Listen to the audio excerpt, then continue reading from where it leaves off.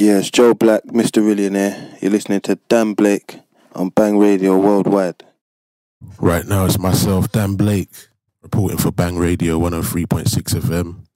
I'm here right now with a great UK MC by the name of Joe Black. How you doing, sir? Yeah, what's going on, bro? We're just here chilling, you know how it goes. So, you grew up, you're a rapper, lyricist, grew up in Islington, North London. Tell us about, how you got into making hip-hop music in the early days. Funny enough, I think the transition came through unfortunate circumstances because I've always liked music, always listened to music. But I was more on the MCing thing. I was more on the garage wave, so it was more going youth clubs and DJ playing a set and us MCing along to garage tracks. Then I went prison when I was 15. And then when I went prison, I started listening to more hip hop, more in depth. It was more relative to my situation. So I started listening to rap, Jay-Z and Nas, New York rappers mainly. And then that's where I think my style is loosely based on. I think East Coast rap, New York rap's very lyrical. It's all about what you're saying as opposed to the music or the vibe of it. So that's what got me into the music, I think. Yeah, being in prison and listening to the New York MCs. Great stuff. You developed a strong following in the UK, for your rap commentary. Why do you think people connect with your rap skills so much? Because a lot of your videos have well over a million views and the following out there is very big for you.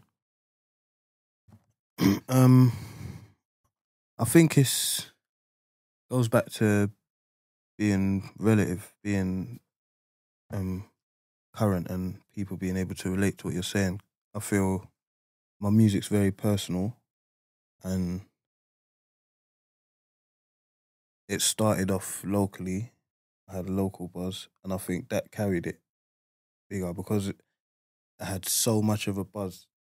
It made, not necessarily me as a person, but it made my music more authentic because the people where I'm coming from are actually supporting it fully as well. And then from there it's grown. So yeah, man, I think it's just been a steady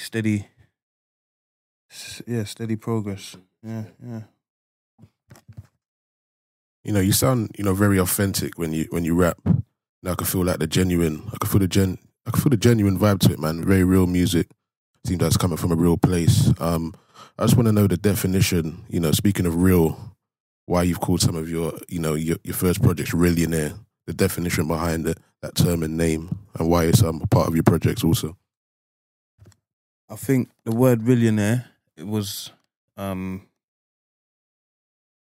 feel like, see now, the way the game's going now is everything's materialistic. It's a lot of, it's more of a, it's not about the music no more. There's more of it's a total package. Music's just a part of it.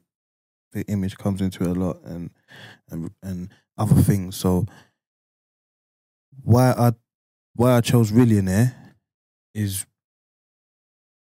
my little motto for being rich in realness. That's why the slogan is, if truth was currency, I'll be a Rillionaire. So it's a play on the word millionaire, obviously. But I just feel when I say real, what I think I mean is honest. Because a lot of people get the word real confused. Yeah, the word that it's real. Our conversation we're having now is real. It's a real conversation where a lot of people feel that there's a lot of other things that qualify as real, like if you live a certain sort of lifestyle, or if you act in a certain way, or if you dress a certain way, or if there's a lot of different things. So I think my definition of it is someone who's being honest. I feel you can only be real to yourself. I feel I can't be real to you, if that makes sense. I can only be real to myself. You don't know. You can believe what I'm saying, but you're not 100% sure whether I'm being authentic or not. So as a person, I wouldn't feel comfortable if I felt like I was lying to myself. So that's why I think real comes a lot. It comes into a lot in my music. You know, there's some artists, you know, people grew up, you know, listening to and were inspired by. I just want to know, you know, give me like maybe 4 names of different genres, even of artists that inspired you, you know, growing up and you listen to that help shape you as an artist today. I think my main influences musically were Jay-Z and Big L, a mixture of both. I feel Big L was a influence on Jay-Z's music. So I feel both of them played in the way I write and the type of stuff I write about and everything, them two. But other than that, I get inspired by things every day. Like there's a new song out now, Chipmunk and Skepta. I listen to it every day. Yeah, yeah. So that song there, that influences me. That inspires me. When I hear that song, it drives me. So there's different things. There's plenty of different things. Like I couldn't put 4 names. The whole music as a whole inspires me. It just inspires me. So yeah, man. I'll say Jay-Z and Big L are the 2 main influences. So like when you're not, you know, in the rap zone, like what kind of other genres of music you listen to just to chill out maybe and take perspective from that? I listen to a lot of R&B. I think I listen to more R&B than I listen to rap. I listen to R&B more. Like rap. Because I like listening to mood music, whatever mood I'm in. If I'm in a certain type of mood, I'll listen to a certain type. So, R&B. I like Afro beats. I like Afro beats. I just like good music, you know. That's what it is. I don't think I could pin tell everything. There's a lot of good and bad in every genre. So, as long as the music's good, if I can listen to the song from top to finish, then to me it's a good song. So yeah, man, I don't want to pigeonhole myself. You get me? You know, you've worked with you know, some great UK artists already in your career, you know, such as K Coke, you know, on I'm From a Place Where, you know, also Benny Banks, you know, some good the Who's the Daddy remix, Crazy Out There, DVS, you know, Fast Change, Josh Osho, Soul Singer, also Blue Robinson from the UK. You know, like tell us a bit about, you know, those collaborations and how they came about and yeah. Well, Coke came about at the time. At the time, we was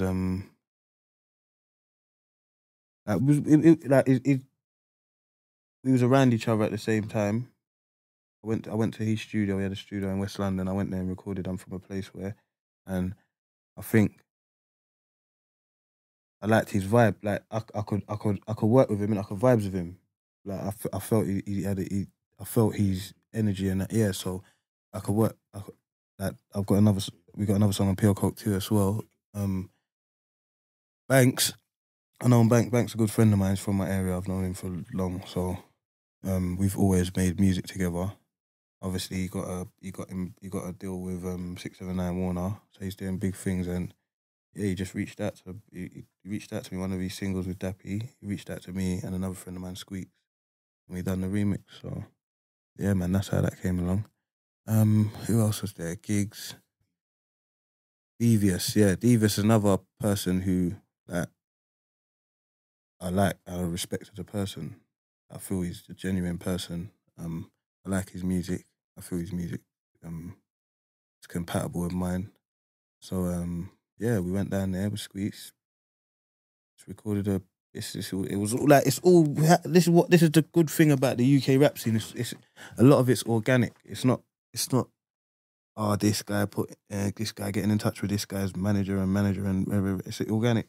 Like I feel I'm approachable as an artist, and there's a lot of artists that are likewise to me. They're approachable as well. So yeah, man, it's easy. I think it's all organic. Yeah, so that's how it was. Gigs as well. It's like family. We got he's one of his good friends is my cousin. So we made the link happen. Got in the studio. Same thing again. Yeah, man. Bluey. through a mutual friend. Yeah, so it's just however whatever networking methods we can use, we just network and try and get in and see if we can make something. You've worked with a lot of UK talent. There's the world out there. As you know, I do a Bang Worldwide show. I'm always interested to find out, if artists plan on, working with artists from all around the world. Do you plan on any maybe USA collaborations or any other MCs from around the world or singers that you're feeling or you're working with? I'm on working with anyone who I feel we can make good music together. So I'm not trying to it doesn't matter about status, how level of the person. If we can make good music, you could be the biggest star in the world, or you could be unheard of. If it works in the studio, then it works. So yeah, man, I'm trying to travel, man. I've done a track with an artist from Oakland, Bay Area, Joe Blow. So I done that. He came out to London, and we went in the studio and chopped it up. So that was all good. And yeah, man, we're just trying to reach out and network and see who we can find and do some research in different parts of the world. And that's why shows like yours are good, because you put world music on a platform, so it's easier accessible. So yeah, man, that's the aim of the game, innit? Progress. Yeah, man. Thank you, man. Thank you for that big up there, man. You had, Millionaire, which is a great CD, and 1.5. Tell us, now time has passed, and tell us what the vibe is out there, because I've heard great feedback on your project. So to you, what's been the vibe out there from the reactions to those projects? Yeah, one thing I think I'm blessed with, I feel that every mixtape I make is progressive from the last one. So I get a lot of positive feedback. But how I feel now, why I named it Millionaire 1.5 and not Millionaire 2, is I wasn't fully happy with putting the CD out as an official mixtape. So what I done was that was more of just a collection of songs. It weren't a mixtape. It weren't a project 1.5. And with Millionaire 2, I want to keep the same essence that Millionaire 1 had, where it was me doing what I wanted to do with no other motives, radio play or trying to get this or that. It's just me going and making the music that I enjoy making. So I'm at a stage now where I've got to think about music as a career and taking it seriously as a career. So Millionaire, that's why I put it on hold, because Millionaire 2 would not be me thinking strategically and thinking about how I'm going to turn it into a career. So it will just be me going in the studio, what I normally do, and making the music that I want to make. So yeah, we're just trying to experiment now and trying to work with some new stuff, new producers, new singers and songwriters, and just trying to get that right balance. So, talking about the right balance, can we expect, on Millionaire 2, just kind of what's the word? Put it, just more of a bit of a commercial side to Joe Black going forward to, spread the music out to get into different fan base, a different fan base, also open up another lane. What do you think on that? I think definitely we're going to try and go for a more mainstream sound, but not on Millionaire 2. That's why I feel I'm going to put a project out before Millionaire 2, an official project. And then Millionaire 2 could be me just, once whether that's succeeded or failed, then I can go back to my essence and my original fan base with Millionaire 2 later down the line and drop it and put it out for them. So in regards to Millionaire 2, can we expect, some features on there? What kind of producers you working with and artists? Obviously there'll be the same, the usuals that I work with. I work with Westy a lot, Wheezy Brown, they're local producers from my area. Sean Proof. There's a producer that I'm working with on something official called Truth. He's one to look out for. I think he sounds very what's the word to use?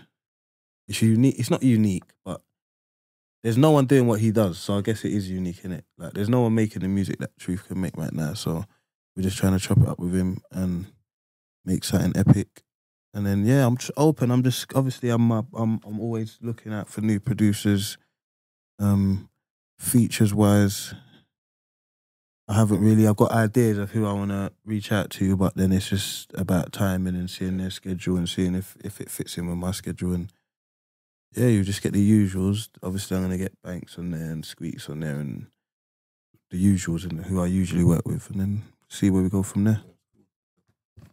You know, in regards to, you know, getting on the road with the projects, performing out there and doing shows, you know, I caught you at Urban Development Live yesterday, and you was with a live band, you know, the team, the band, and you on stage. I thought it added a nice element to your performance. Do you feel that's something that you're going to be doing more in the future? Because there's rappers I see sometimes who can't, they're with a band, but the band kind of maybe gets the most of them, like where you can't hear their raps and stuff. And I could hear you clearly, and you sounded comfortable with a band. You think you'll be doing more of that? Definitely, yeah, man. I think it's a big part of the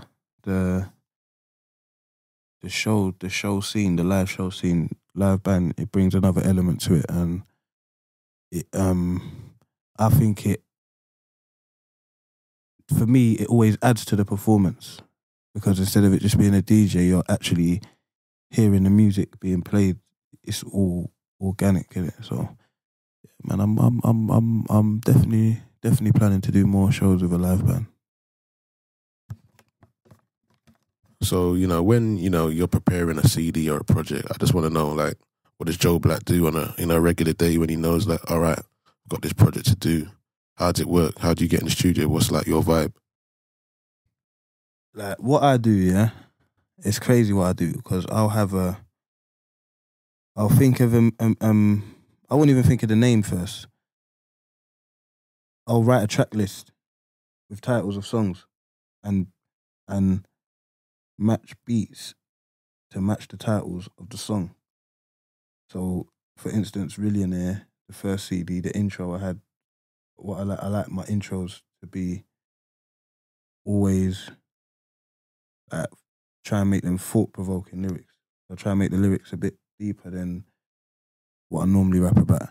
So with the intro, the beat always has to be like that kind of vibe, like narrative where I can just spit on it. Then with Millionaire, the second tune was Millionaire. So I felt I needed a cinematic beat. Yep, that's how I work, innit? That's so. Then I'll start writing, and then through the writing, the title of the song might change, the beat might change, everything might change, innit? But I use that as a skeleton, and then yeah, we just work. I just work on one track at a time.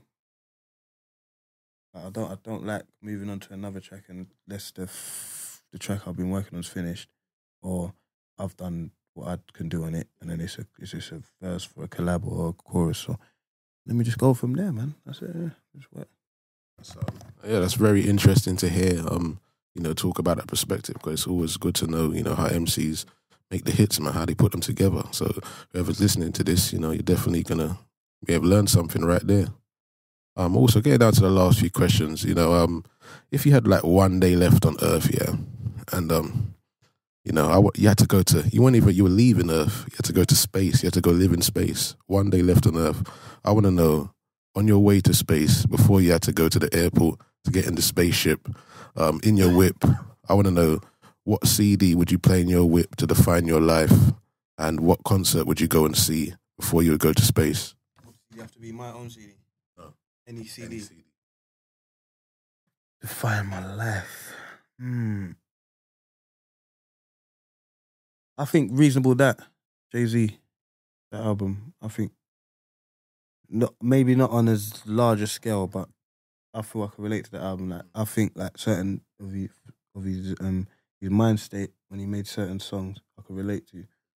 So reason with that would definitely be a CD that I'll play. And what movie details? Concert.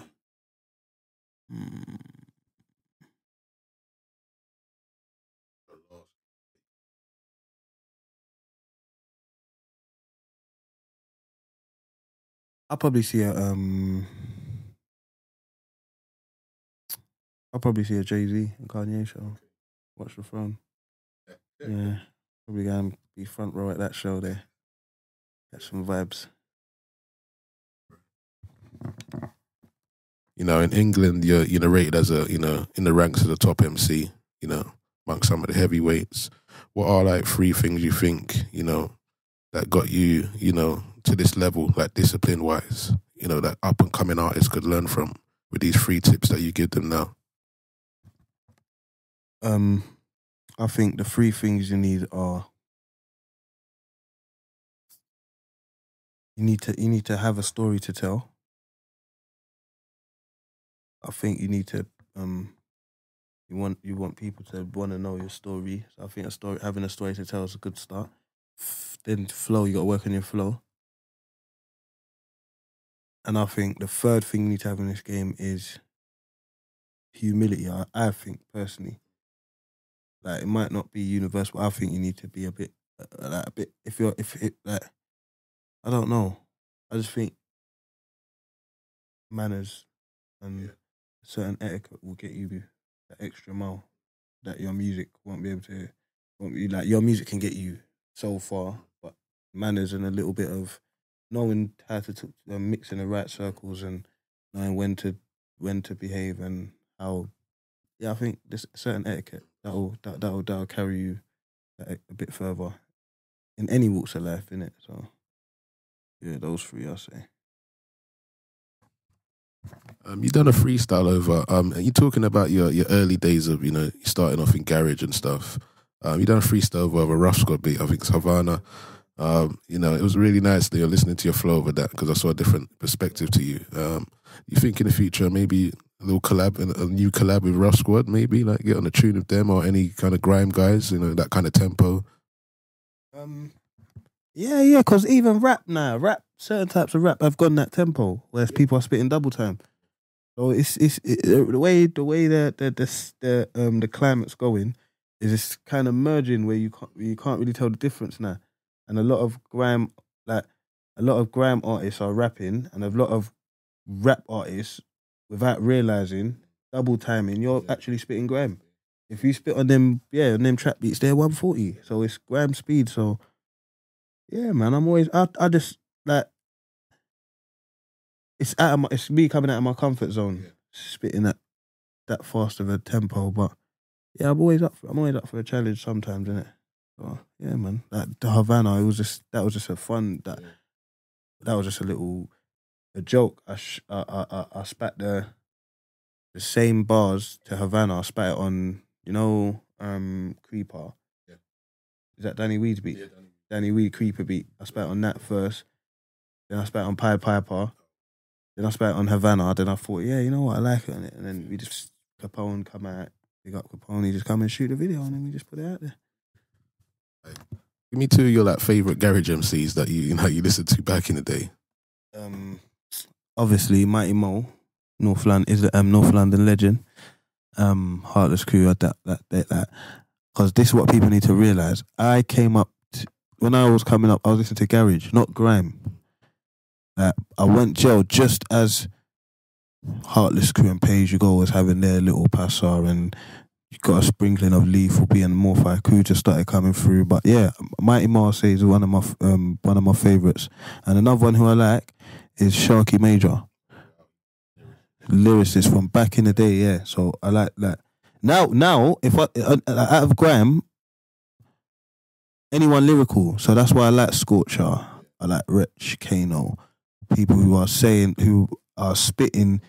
to me, they're just rapping fast because it's lyrics.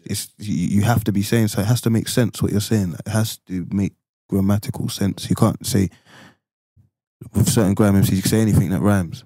it's just about the vibe. So yeah, man, I'll say them two. Sharky and Mighty Mo.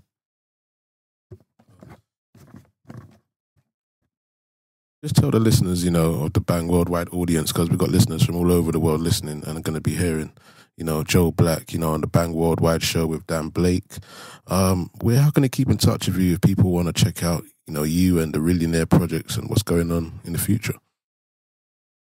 Well, I've got my own YouTube channel, which is youtube.com/Joe Black's World. And then there's a lot of other platforms. If you type my name into YouTube, then I'm on a lot of other people's platforms: Graham Daly, Charlie Sloth, Tim Westwood, SBTV, and whatnot. And then social networks. I'm on Twitter @Joe Black UK. Facebook Joe Black. Instagram Joe Black UK. And yeah, I'm around. I'm a Londoner, innit? So I'm easily approachable. Yeah. So if you see me on the street, and don't feel afraid to approach me. Yeah, I'm easily approachable. I'm out here. Yeah. I was gonna end it, but there's one question that come into my head. You were talking in one of your lyrics about supporting a few big acts that you've done in your time, like.